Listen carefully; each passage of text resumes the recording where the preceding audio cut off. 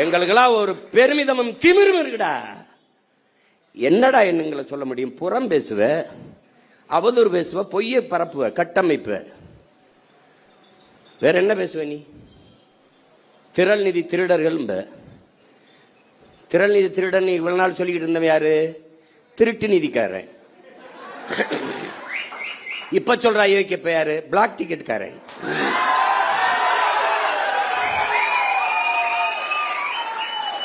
கள்ளச்சந்தையில திரைப்படம் பார்க்கிற அனுமதி சீட்டை வித்த அயோக்கிய பைய எங்களை திறன் நிதி திருடங்கடா. அயோக்கிய பலட பிளடி நான்சென்ஸ். தம்பி, ஆட்டம் ஒரு மாறி மாறி தான் ஆடுவோம். இந்த ஆட்டம் உங்க கையில இருக்கு.